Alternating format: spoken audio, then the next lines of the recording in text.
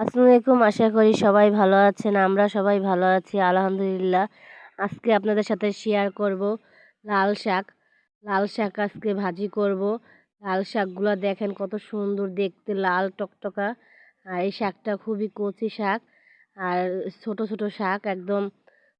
শাক ছিল, আমি কেটে নিয়েছি। কেটে এখন ভালো করে ধুয়ে নিচ্ছি মটরের পানি দিয়ে। সুন্দর করে শাকগুলো ধুয়ে নিচ্ছি। শাকগুলো ধোয়া হয়ে গেছে, আমি ভালো করে ধুয়ে নিয়েছি। শাক যত ধুবেন ততই ভালো, কারণ শাক থাকে মাঠে, মাঠের শাক বালি বালি লাগে, এজন্য ভালো করে ধুয়ে নিয়েছি আমি। এই যে কাঁচামরিচ, পেঁয়াজ আর রসুন কাটা হয়ে গেছে আমার। এখন আমি ভাজিটা করব, লাল শাক ভাজি। লাল শাক ভাজি করব এখন। তেল দিয়ে দিলাম, সর্ষের তেল দিয়ে লাল শাক ভাজি খুবই মজা লাগে। আমি সবসময় শাক ভাজি করলে সর্ষের তেল দিয়ে লাল শাক ভাজিটা করি, আর যে কোনো শাক ভাজি করলে তেল দিয়ে করি। সর্ষের তেল, এই যে শুকনো ঝালগুলো আমি একটু চিড়ে দিয়ে দিলাম তেলের উপরে, একটু পুরা পুরা হবে তখন আমি ঝাল পেঁয়াজগুলো দিয়ে দেবো, দিয়ে ভাজা ভাজা করবো। এই যে ঝাল পেঁয়াজগুলো দিয়ে দিয়েছি।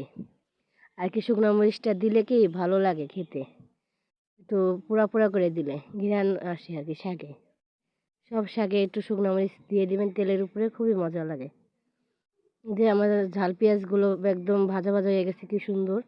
এখন আমি ধুয়ে রেখেছিলাম শাকগুলো, শাকগুলো দিয়ে দেব। শাকগুলো আমি উপর দিয়ে দিতেছি, শাকগুলো দিয়ে দিচ্ছি আমি। দেওয়া হয়ে গেছে, উপর দিয়ে আমি লবণ দিয়ে দিলাম আর হালকা পানি দিলাম, যেহেতু শাকগুলো আমি ধুয়ে নিয়েছিলাম। এমনি কচি শাক পানি বেশি দিলে আবার গলে যাবে বেশি।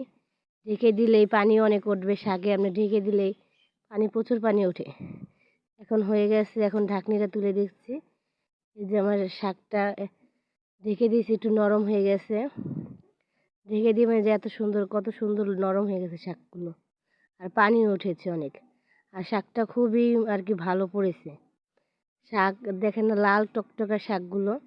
আর এখনকার শাক, বেশিরভাগই শাক কিনলে আর কি রান্না করলে সাদা হয়ে যায় কালার, আর লাল শাক হয়ে যায় সাদা কালার। আর এই শাকটা খুবই ভালো, লালই রয়েছে। শাকটাও লাল ছিল, রান্নার পরও লাল কালার, কত সুন্দর। এই যে আমার হয়ে গেছে লাল শাক ভাজিটা, কত সুন্দর দেখতে হয়েছে, লোভনীয় লাল শাক ভাজিটা। লাল টকটকা আর কি সুন্দর নরম মমের মতন গলে গিয়েছে শাকটা।